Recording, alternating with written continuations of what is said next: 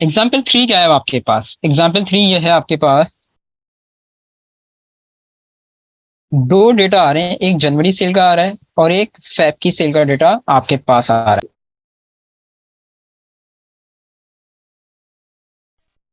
एक जनवरी सेल का डेटा आ रहा है और एक फेब की सेल का डेटा आ रहा है।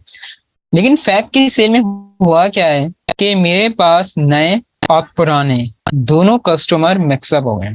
फैब की सेल में क्या हुआ है कि नए और पुराने दोनों कस्टमर यहाँ पर आके मिक्सअप हो गए।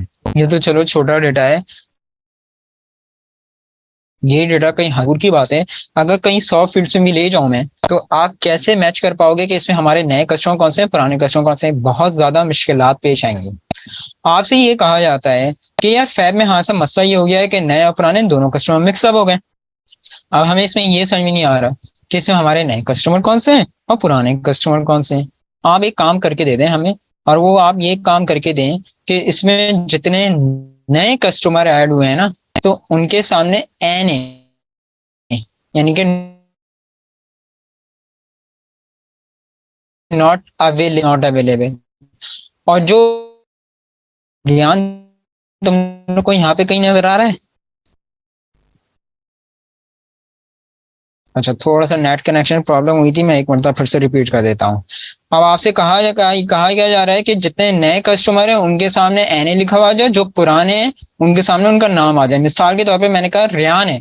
अब रियान यहाँ पे आपको कहीं पे नजर आ रहा है? नहीं आ रहा। तो रियान मतलब क्या हो गया? नया कस्टमर है, तो इसके सामने क्या आना चाहिए? एनए लिखा हुआ आना चाहिए। राहिल, राहिल दोनों तरफ है, तो ये पुराना है, तो इसके सामने इसका नाम आना चाहिए। सही है। तो सिंपल सी बात ये है, वो ये करना चाह रहे हैं कि भाई जहां जहां नए कस्टमर ऐड हुए उनके सामने एन ए नॉट अवेलेबल लिखा हुआ है, और जो पुराने उनके सामने उनका नाम लिखा हुआ जाए। पहले ये बताओ तमाम स्टूडेंट को कॉन्सेप्ट क्लियर है कि यहाँ पे करना क्या है जी?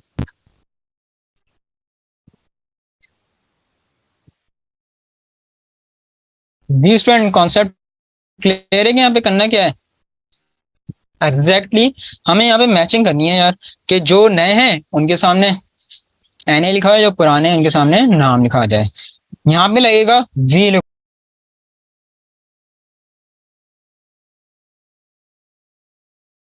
सोच समझ के मुझे ये बताओ, सबसे पहले कौन सा सेल सेलेक्ट होगा? सेल नंबर सोच समझ के। जी सर।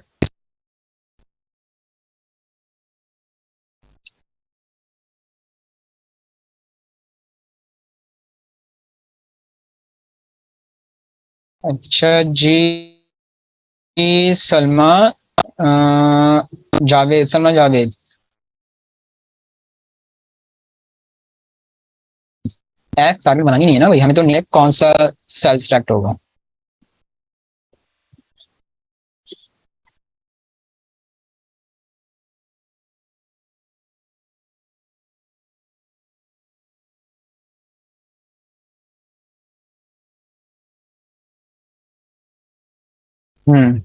जी स्टूडेंट्स।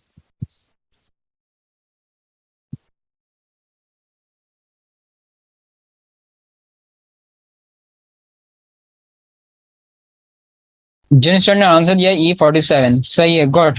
आगे बताओ, कौन आ गया? अब आगे क्या सिलेक्ट होगा?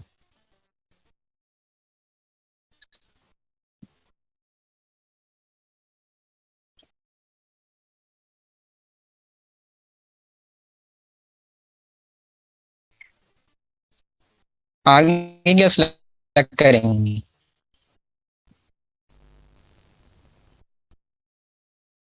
जी स्टूडेंट, आगे क्या सिलेक्ट होगा बताइए? E47 टारगेट आ गया, कॉमा, आगे क्या सिलेक्ट होगा?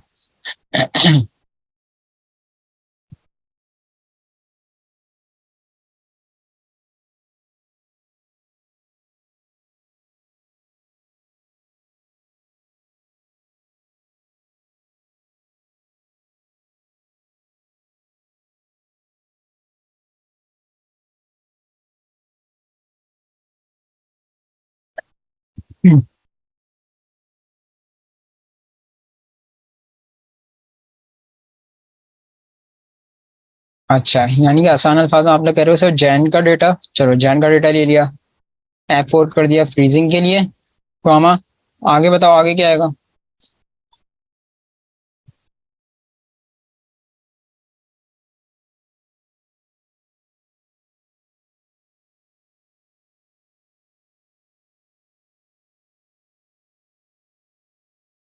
आगे क्या लेंगे स्टूडेंट?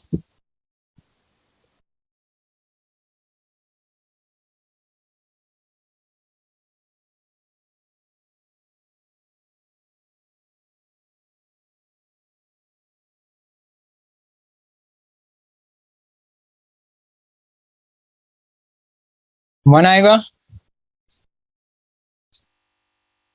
और कॉमा जीरो आएगा यहाँ पे,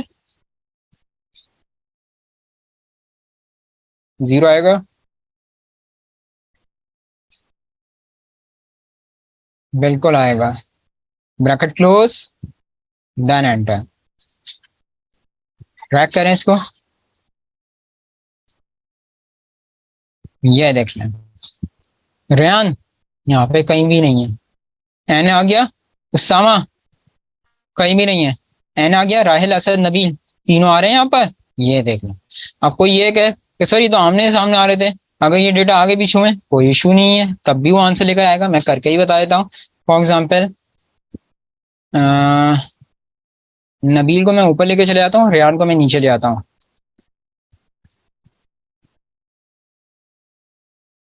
ये देख लो, अगर आप यहाँ पे चेंज भी कर देंगे इसके ऑर्डर्स वगैरह, कोई इशू नहीं है, वो आंसर लेकर आएगा क्योंकि वो मैच करवा रहा है। तो जहां मैच हो गया तो लास्ट में आते हैं वो वहीं पे आंसर को क्लिक करके यहाँ पे शो करवा देगा। गौर से देखिएगा आप सामने, अब मैं फॉर्मूला समझाने जा रहा हूँ स्टूडेंट, गौर से देखना सामने। हाँ मैं सुनील समझा रहा हूँ, देखना। फहद मेरे दोस्त देखना सामने, समझा रहा हूँ मैं फिर से। Equals to V lookup bracket star. पहली बात ये कि टारगेट बनाना किसको होता, टारगेट बनाना था आपको नए कस्टमर्स को। तो मेरे दोस्तों ये तो बता दो जरा कि नए कस्टमर्स थे कहाँ, फैब में थे ना। तो फैब तुम लोग का क्या हो गया, टारगेट हो गया। फैब से क्या हो गई तुम लोग की, टारगेट हो गई, क्योंकि नए कस्टमर को मैंने टारगेट बनाया था। नए कस्टमर कहाँ पे थे, फैब में थे, तो फैब आपका टारगेट हो गया। V lookup bracket star lookup value फैब का जो भी पहला नाम था, मुझे इससे कोई सरोकार नहीं है कि ये जो नाम लिखा हुआ है ये पुराना नाम है या नया नाम है। मुझे ये बताया कि नए नाम इस लिस्ट में शामिल है, तो फैब का जो भी पहला नाम था वो मैंने टारगेट बना लिया। सही है। कॉमा कहाँ से तलाश करें, ये आपका क्राइटेरिया हो गया। ऊपर दोनों फॉर्मूले जो मैंने समझाए हैं, यहाँ पे बकायदा लिखकर आ रहा था कि ये क्राइटेरिया है, और यहाँ पे ये लिखकर आ रहा था ये क्राइटेरिया आपके पास। लेकिन इसमें यहाँ पर आकर देखो कहीं भी लिखा हुआ नहीं आ रहा, और अभी मैं यही बता रहा था कि ऑफिशियली ऐसा ही होता है कि लिख के नहीं दिया जाता क्राइटेरिया कौन सा है, आपको खुद डायग्नोस खुद पहचानना होता है। कैसे पहचानोगे, जब कॉन्सेप्ट क्लियर होंगे, प्रैक्टिस होगी। तो टारगेट आ गया आपकी लुकअप वैल्यू, पहला नाम आ गया फैब का, कॉमा कहाँ से तलाश करें, लागत है मैच कहाँ से करवाएगा, पुरानी लिस्ट से। तो जनवरी क्या हो गया आपका, क्राइटेरिया टेबल हो गया कि भाई इसको जनवरी से मैच करवाना है। तो ये पूरी जनवरी क्राइटेरिया टेबल की मैंने रेंज दी। F4 प्रेस करा फ्रीजिंग के लिए। कहता है यार इस क्राइटेरिया से रिक्वायरमेंट क्या है, आपको चाहिए क्या था फाद, फाद हमें क्या चाहिए थे, यहाँ पे नेम चाहिए थे। तो नेम कौन से कॉलम में, सुनील यहाँ पे पहले कॉलम में है ना, तो इसलिए मैंने यहाँ पे क्या दिया, वन दिया, और common zero for exact match, क्योंकि देख लो डेटा आगे पीछे हुआ है, तो इसलिए जीरो फॉर एग्जैक्ट मैच के लिए दिया मैंने। Bracket close, then enter. अब देख लो रेहान और उसामा नए हैं मेरे पास, उस लिस्ट में कहीं नजर नहीं आ रहे तुम लोग को, तो एन आ गया, यानी कि नॉट अवेलेबल आएंगे, ये मेरे नए कस्टमर है। बाकी राहेल, असद और नबील तीनों का देख लो, पहली वाली लिस्ट में नाम आ रहा है, बिल्कुल आ रहा है, तो उनका नाम आ गया। आ गई मैं समझ में फहद।